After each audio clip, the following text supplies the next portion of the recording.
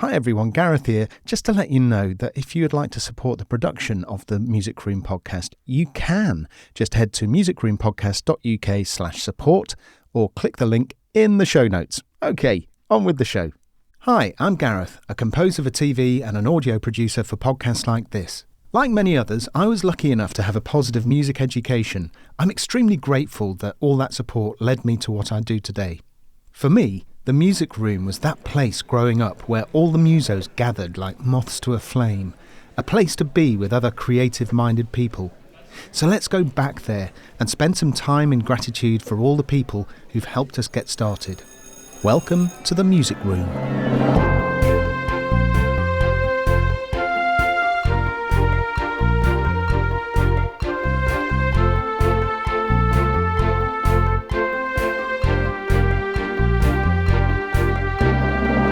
This week in the Music Room. I went to this octogenarian around the corner called Mr. Philps. He sat there in his Edwardian starched collar. I think he probably moved into the area in 1929 when the house had been built, and it wasn't inspiring.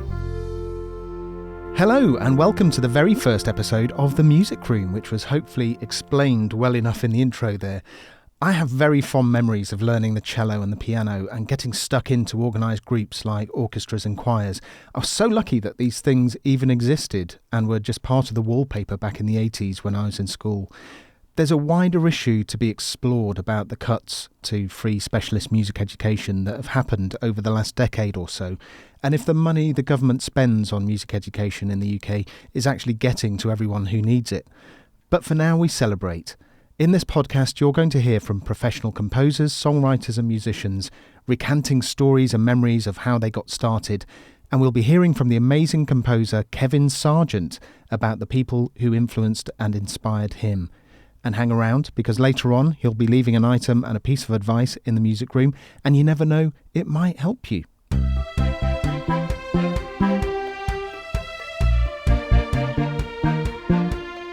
So this is a little section called Music Stories, where I would ordinarily read out your stories and memories, but because this is the very first episode of The Music Room, I thought it would be appropriate for me to tell you my music story. Don't worry though, I'm not going to do this in every episode. It's over to you after this. In each episode, henceforth, I'm going to be reading out listener contributions, and if you prefer to send a voice note, all the links are in the show notes, so go and take a look. My music story begins when I was around 3 years old. We had a piano in the house, my older brother was having lessons, and in what seemed like the world's biggest injustice, my parents hadn't considered that at 3 I would be perfectly ready for piano lessons, and in frustration I would bite the piano keys, being at the perfect height for my mouth at 3 years old, and my little teeth marks were still there when I passed grade 8 many years later. It was actually the cello that got me started on my way though. My brother Andy had started a year or two before, and so naturally I wanted to do the same. So when the opportunity came up at age 7 to miss geography every week, I took it. Mrs. Knott was a brilliant teacher and set me on a course that would end with me playing in the county orchestra years later, inadvertently learning all about orchestration, which comes in handy as a professional composer. Meanwhile, at the age of 10, that yearning for the piano was still there, so off I went for lessons. Mrs. Griffiths was strict, so strict that at times I got a rap on the knuckles with a ruler if my hands weren't in the correct position. And at this point, I have to say, I've heard from some of you who've had awful educational experiences. Having had one myself, I totally understand and can empathise how off-putting that is. I don't recommend the ruler as a motivational tool. It really put me off, but instead of quitting, my parents found a nicer teacher who was way less strict but made lessons more enjoyable. My third teacher, Helen Hammond, struck the right balance at a time when I was ready to fly, and after her initial shock that I wasn't quite sure of the most basic scales, pretty soon she was chatting to me about my week while I played those scales, making learning as much a part of my everyday routine as having breakfast.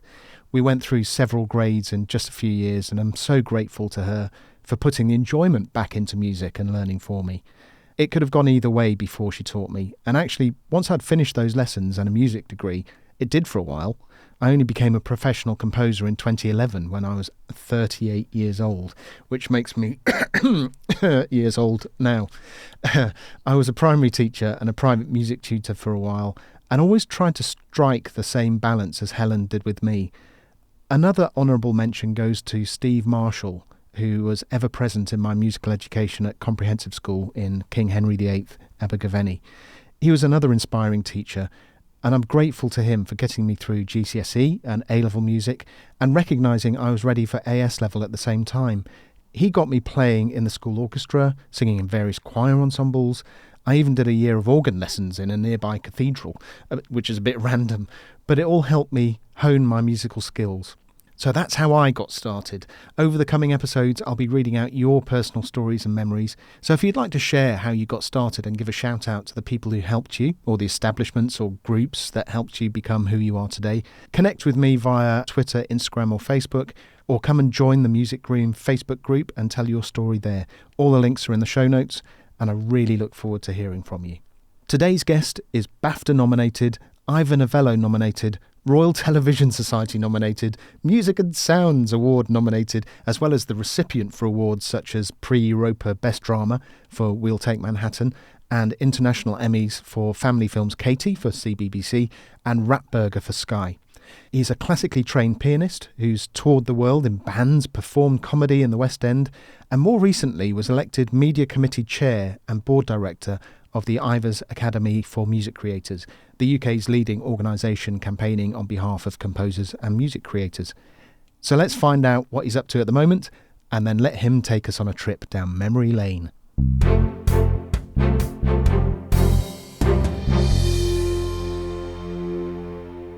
Kevin Sargent, welcome to the Music Room. Thank you very much, Gareth. Very pleased and honoured to be here. I can see you on screen here. You're in a very nice, airy, light space, it looks like. Where are you? Yeah, I'm up in the city of Newcastle, which is my new home. I've been here for about 3.5 years, and recently I've found myself a creative home here at Northern Dance, which is a charity up here, and it's run by a guy called David Leonard, who is improving prospects and encouraging activity in the arts up here. We're in Ousburn, which is a sort of kind of trendy part of Newcastle. There's lots of sort of startups and things like that here. We're just along from the Cluny, the venue here. And this is a dance studio. Next door there's a big dance space and lots of musical instruments and lots of digital tech and things like that. One of the things they're doing here is the interface between performance and new technology, digital technologies, which is quite exciting. I've become composer in residence here, effectively. Yeah, a wonderful sense of community. Yes, for us composers particularly, a lot of us work alone, it's really nice to be out and about and with like-minded people. It's very stimulating. Stops us getting into depressive spirals sitting at home, particularly over the last couple of years. Yeah, for sure. So, Kevin, you have a long list of credits for TV and film with award nominations, and in fact you're the recipient of awards too. And listeners can scroll through your credited works on IMDb via the show notes. I'll put a link in there. One thing I've always wanted to talk to you about, though, is The Hour. It was such a cool period drama, wasn't it, that one? I suppose, yes. So, yes, I came onto the second series for that series. Right. Yeah, so I wasn't the initial composer on it. Daniel Giorgetti did a fantastic job on the first series. But for reasons I don't know, he didn't do the second one. And I was lucky enough to come in, which was quite a challenge because you've got to inherit the mantle of the show, the kind of sound world, but also bring your own kind of voice, But it was such a wonderful show to work on. It's such great scripts and fantastic performances. It does make your job much easier as a composer. The better the material. Writing music for less well-crafted stuff, I think, can be a real challenge. Obviously, it was a tough gig. It was a very tough gig in terms of, everyone had such high ambitions for it. Constant interrogation of what was the tone and what was right and what was wrong. But I was very pleased to be able to step up to it in that regard. The quality thing you were talking about, it just oozed quality for me. We're all fans of TV dramas, but, that one really stood out for me. So, well, thank you very much. I'm glad. I think people who liked it really loved it, but they just kind of weren't enough at the time. And it was, I think, we were all expecting and hoping it would go to a third series, but because we left it on a bit of a, spoiler alert, a bit of a cliffhanger. Just didn't get recommissioned because it just didn't quite find its audience. And I think the BBC was going through some tough times at the time as well, so it looked a bit too much like navel gazing. Yeah. So it didn't happen. But there's a lot of love for that show out there, and I was very pleased to be part of it. Fantastic. Do you have other things going on at the moment? Is it all based in your little creative community at the moment? I don't have a big operation. I'm very much, I tend to be a kind of one-man operation. I don't have assistants on any permanent basis. Obviously I pull in people that I use, and the Hour, for all its high quality, it wasn't a high-budget show. Never, it looked good, and because the scripts were good, I think it attracted good people. Yeah. But it wasn't a high-budget show by any stretch, and that's kind of where I've occupied. I work in that sort of mid-budget kind of area. I like to think I'm the best composer in my price range. Yes. Yeah, I've just finished The Beaker Girls for CBBC with a long-term patron of mine, John Mackay, who's producing and directing on that, which is a lot of fun. And a lovely, lovely show to write emotional music for, and fun and playful, and absolutely very exciting to be working on. So we are here to talk about your formative years, how music education has impacted you as a composer. So if we're ready to go back in time, shall we go? I shall just sit comfortably. Yes, okay. Here we go. Thank you, Doctor. Oh, I'm sorry about that. I'm sure, yes, those sort of stings make some composers a lot of money, I'm sure. Oh, absolutely. So what are your earliest memories of music, and more specifically of you feeling like you wanted to play, that creative feeling for you?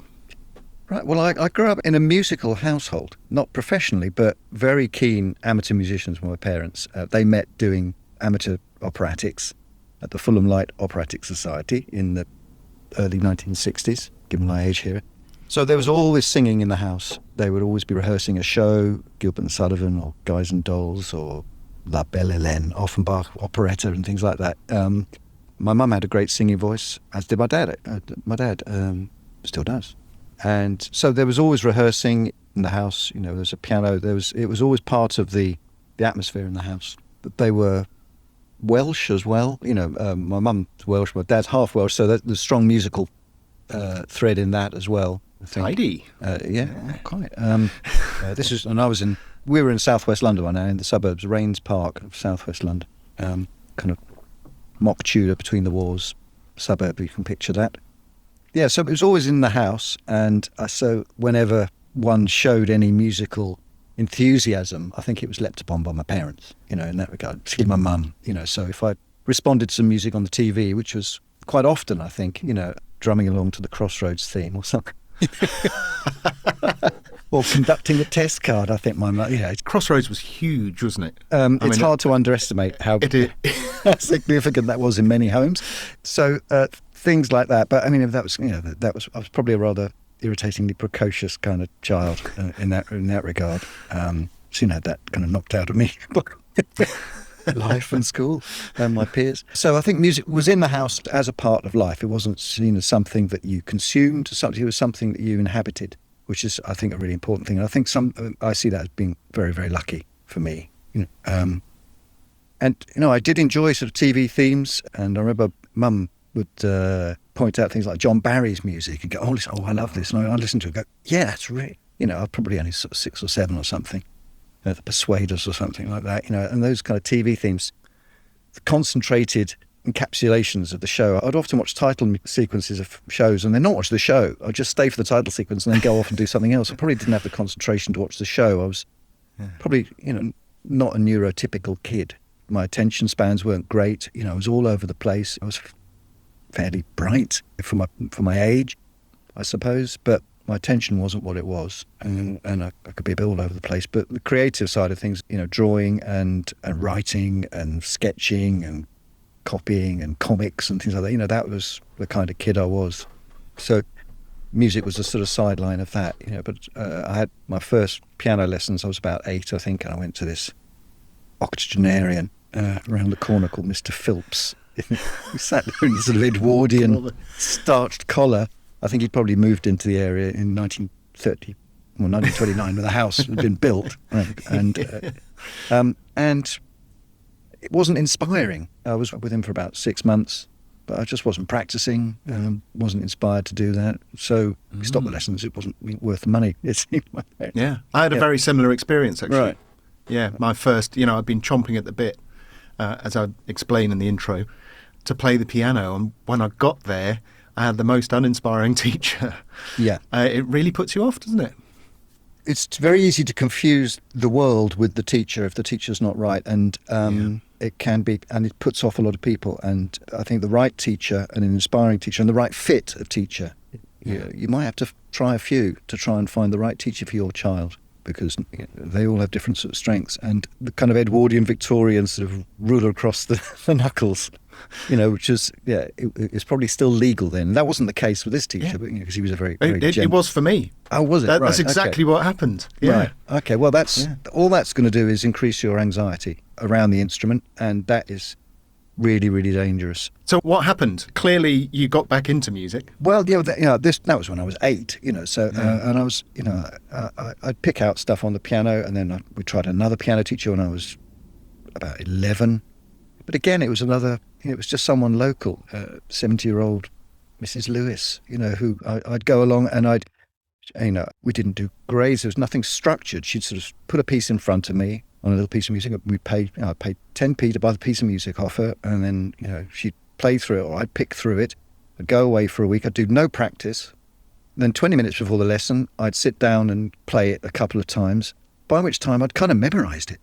And so I'd go and play it in the lesson. She'd tick and the date, VG, and then sell me the next piece. And there was no engagement in the teaching process. And I could coast clearly on my ear. I had a really good memory and a good ear, so I could pick things. And I wasn't being stretched at all in that regard. And no one, it was just coasting along. And I don't think my parents they didn't really know what to do with me in that regard, I think, so it wasn't necessarily the happiest of homes I was in. My parents split up, so there was a lot of other challenges around me at that time, But the minute I stopped the lessons with dear old Mrs. Lewis of Cherry Tree Lane, I'd be at the piano 2 hours a night or 2 hours a day just picking out stuff, and I was starting to hear music. I was starting to enjoy music that was my music. That it wasn't pop records and things, but it was film soundtracks and things like that. 1977 Star Wars had come out, and that score suddenly sort of revolutionised sort of film music in the discourse, in the public's mind as well. I had the double album before the film came out, so when the film came out, it was like a video to the album that I already knew and loved. And you couldn't get the dots for it. In the suburbs, there was no scores and things, so I'd sit down and try and pick out the John Williams stuff on the piano. And with a cassette recorder, I'd take the record on our new ITT music system and just play bars, to say, why do I love that bit? What's so great about that? I want to be able to play that and analyse it. And I wanted to inhabit the emotional effect the music would have on me.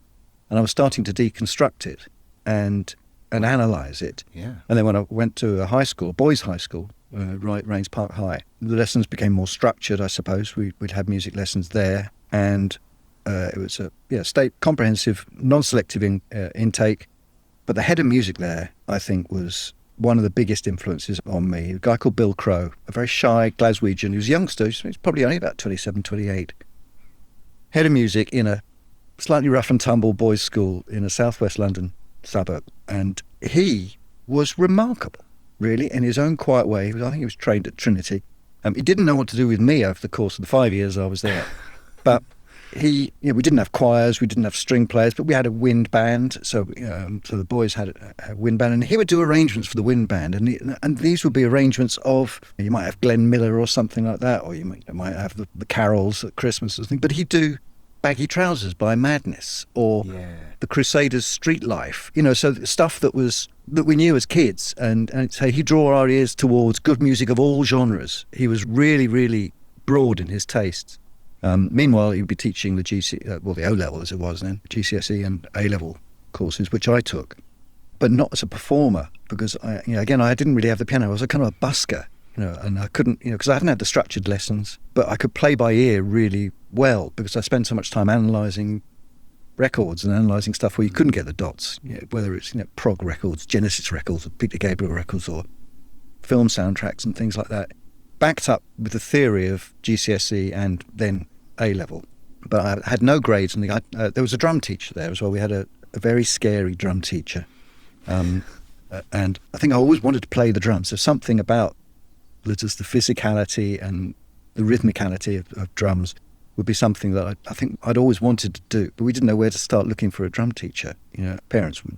It was a very, very loving home. But I think I was a bright kid, and I felt to some extent I was kind of left to my own devices to sort out my own education, because I was doing okay at school up to about the age of 13 or 14. I was quite bright academically. And clearly self-motivated on the music side as well. On the music side of things, yes, but I think I just didn't know how to ask or where to ask, or I wasn't being taken in hand by a mentor. But Bill. And once we got to the high school, I started drum lessons in the fourth form when I was, 13, rising 14. I don't know what the phrase is for that age now. So year 11 in year 11. Money. Isn't it? Okay, in the decimal. Is it 11? Oh, I had 5. Year 9, I think, isn't it? Year 9. Year 9. Totally wrong. Yeah, it's like, I had 5. Oh, I used to be a teacher as well. Yeah. Go on. So there's a drum teacher, so I was having drum lessons, and big, scary, ginger monster of a man who we all nicknamed the Honey Monster. He was big and gruff and scary. And you'd sit there in terror. Have we done our practice this week? No, Mr. Clifford, no. And for economy reasons, you could have a shared lesson with another player. So the two of you in the room doing, have you done it? And he was all about the rudiments. We weren't playing kit for the first year. We just had to sit on a snare drum and learn our rudiments, which is really, really good way of learning. But it will put off a lot of kids who want to play the drums straight away. But rudiments, kids, if you're listening, rudiments are the hacks. Scales, arpeggios, and theory. If you can actually apply, if you can find a way of applying yourself to and putting it, they are hacks. They are shortcuts to ability, I think. There are other ways of doing music. Obviously, you don't have to be able to write or read music to create these days. But for me, on my journey, I was pleased to have had those rudiments to start before I went on the kit. But actually, I was sharing the lessons, and I kind of lost enthusiasm after about 18 months when O-level exams were coming in. And I was feeling the pressure of needing to hunker down for those qualifications. And nothing's ever wasted, though. No, completely not. Absolutely. Yeah. Even a year of good quality lessons will pay dividends. So Bill, coming back to the school, Bill Crow, not only just doing arrangements for the band, also wrote musicals for the school to perform. He actually wrote his own music, like you do, scripts, songs, and did all the arrangements and MD'd them. So he was modelling that you could be a composer and get stuff out there and it work, and people did clap afterwards, And so, we did A Piece of Pie, which was a Damon Runyon show. He did a Flash Gordon adaptation, which was all about Flash Gordon the musical. Flash Gordon the musical, yeah. I now want to see that. Yeah, it was great. It was good fun. But also with a sort of social conscience. It was Flash Gordon, but it was all about violence in the movies. It was, post Jaws and the 1970s when movies were getting a lot more violent, and so he was sort of making a point about that. And he did one called Rodeo, which was all about Ronald Reagan and the sort of American sort of things.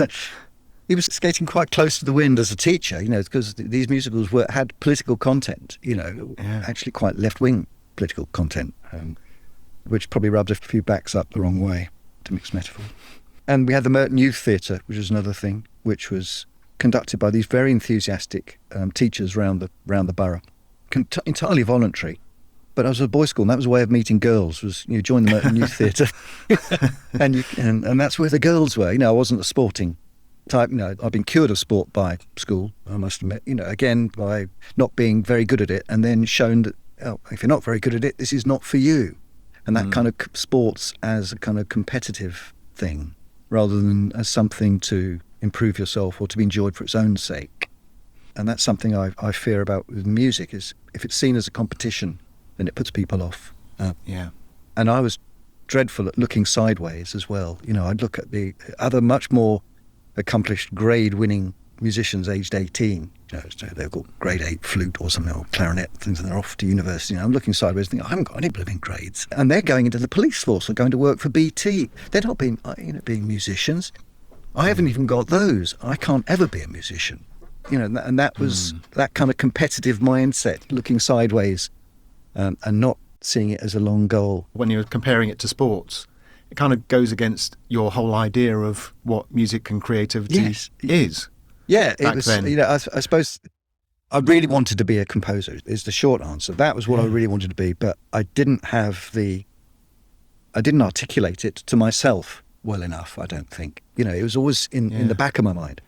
So I ended up, after doing these, we did these musicals with Bill wrote, and he would teach us A level. So I did did the theory and the history, which I loved. I mean, I adored classical music. Even and for someone who wanted to play the drums, I didn't really kind of like rock music at that time when I was having the drum lessons. It was only when I was in the sixth form where I suddenly discovered sort of rock music, rock and roll, if you like, and prog rock and punk and new wave and stuff like that. And suddenly I was on the drums again.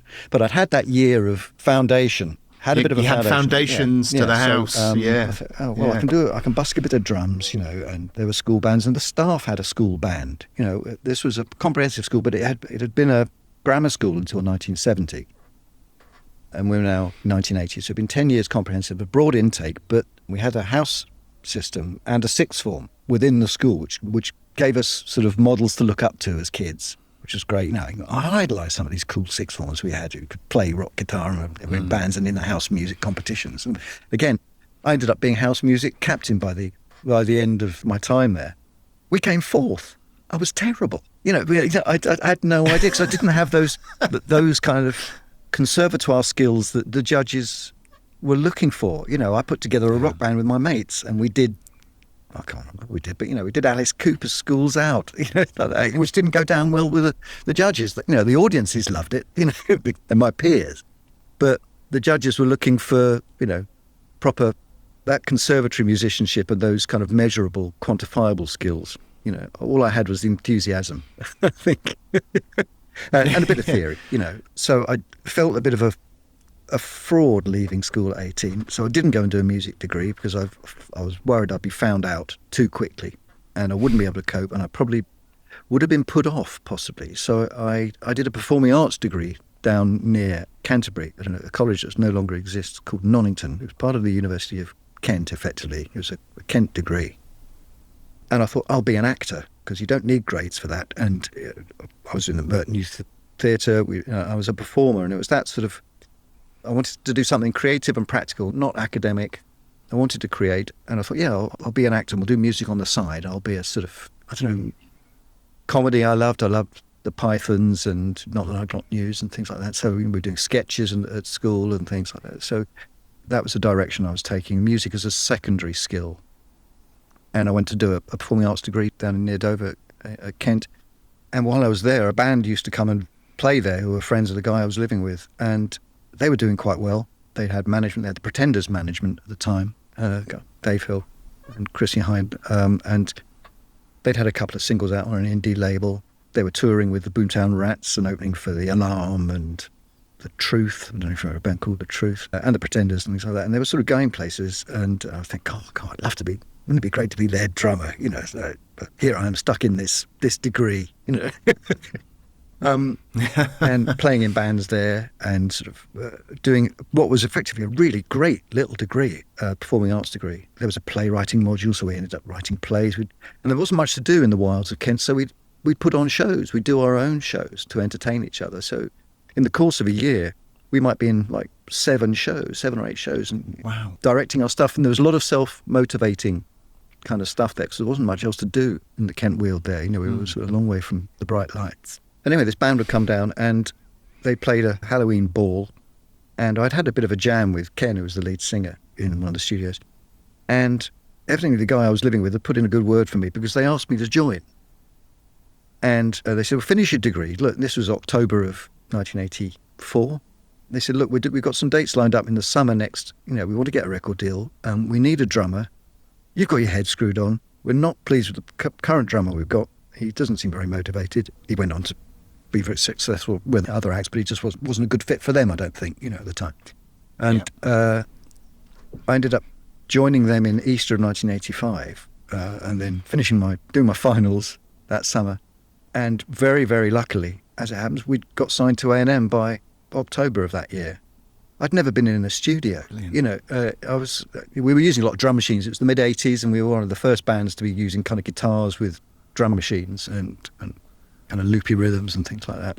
So that was really, really lucky. But I think the adaptability has been something that I've had in my life. You know, I've not been necessarily the best person for the job, but I got enough adaptability and skills and learning on an ability to absorb and learn on the job, and also kind of maybe interpersonal skills. You know, I try not to piss people off, you know, if I can say that on an educational podcast.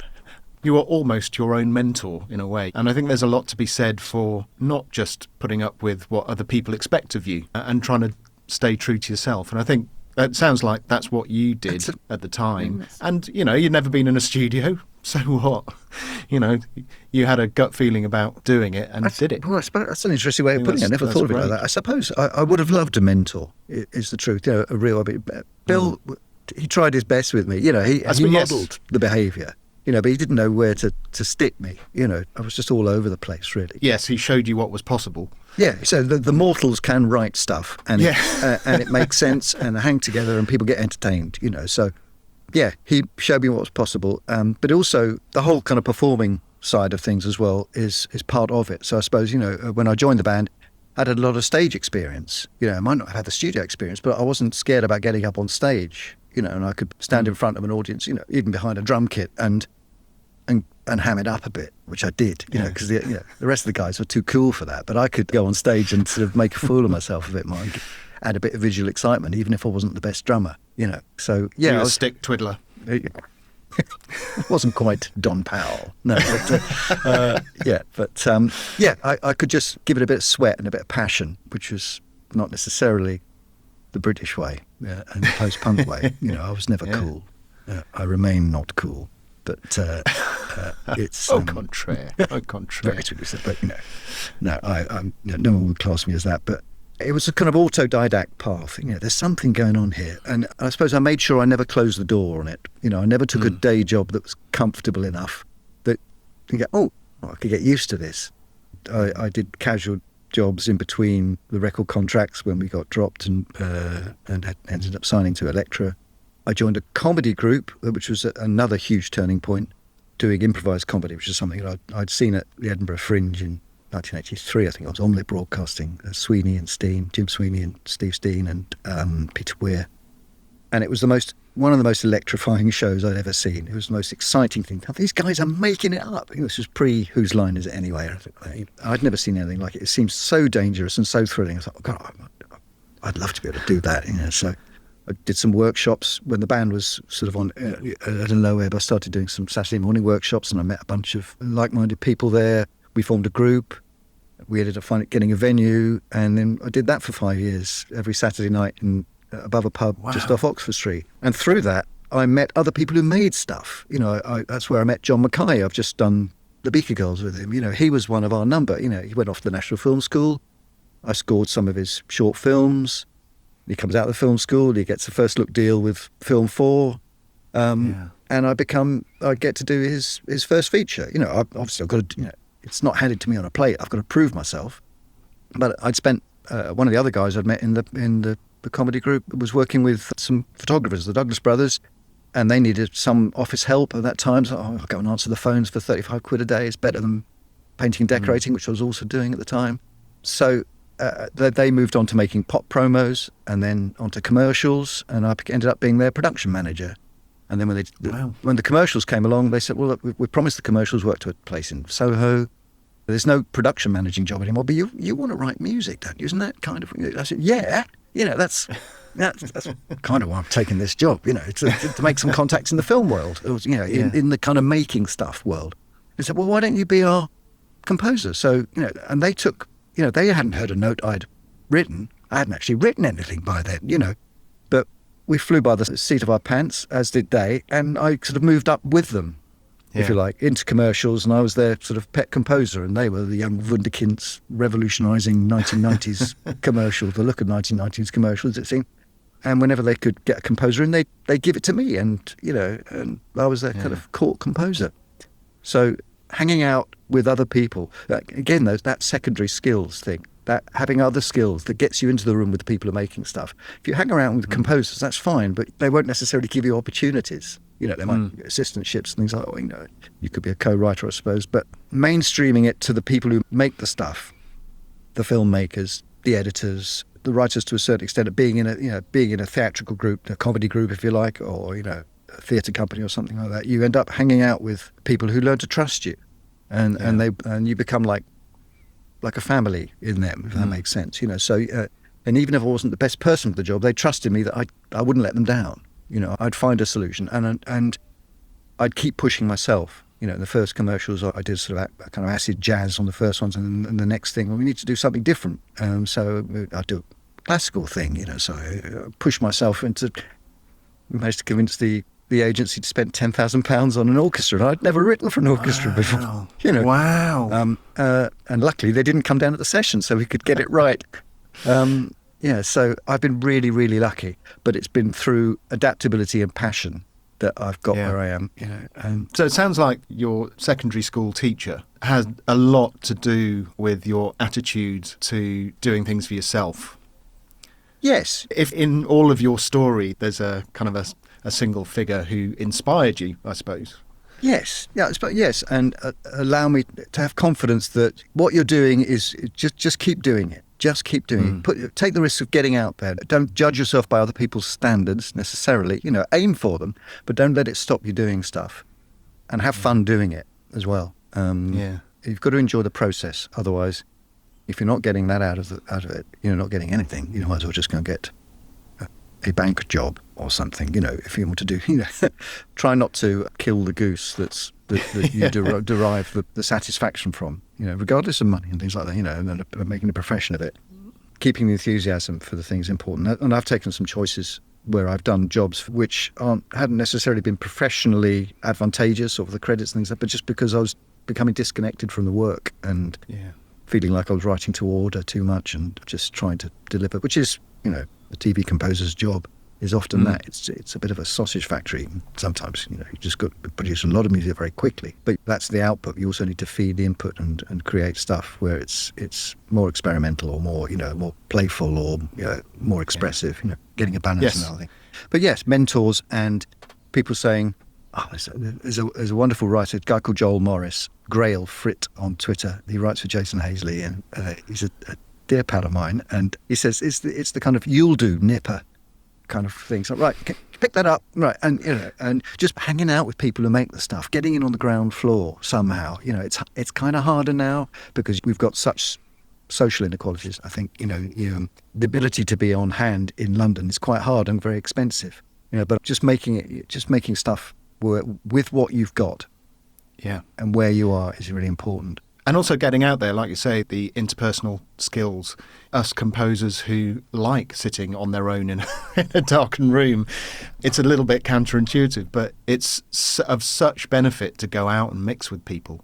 Absolutely, I agree. For someone who's as sociable as me, I'm quite sociotropic. I like people, I enjoy people, even though I have my own anxieties. So things.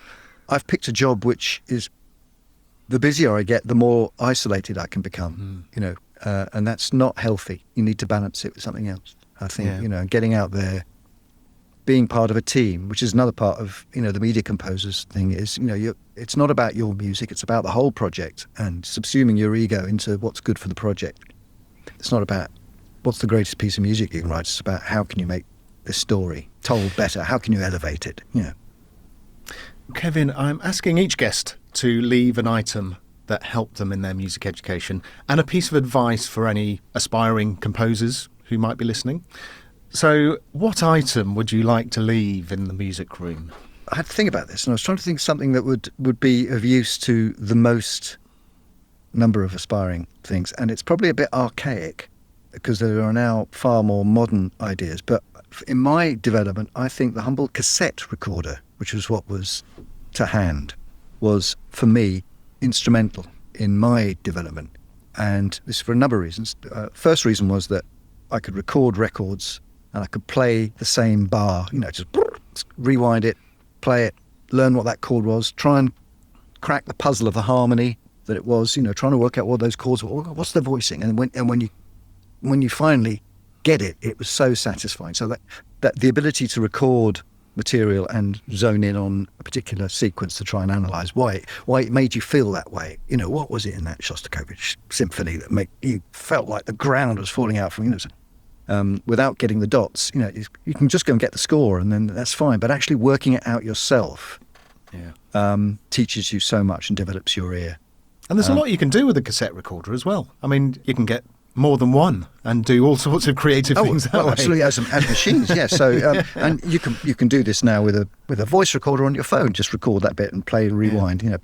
So I'm very, when I say cassette recorder, I mean I probably means the recording device of some description. So I'll take the cassette recorder. I think that would be of great fun and great use in the music room. So what about the piece of advice? What would you advise aspiring composers who might be listening? Well, it's something that Drew Masters said, and he denies or doesn't even remember saying it, but he says try and learn as many instruments as you can up to about the equivalent of grade 3, so you can play a few scales on them, because it's very easy to make stuff in the box, as we call it, in the computer, using fancy software and all these things. And after a certain time, you hear a lot of this and it all kind of sounds the same.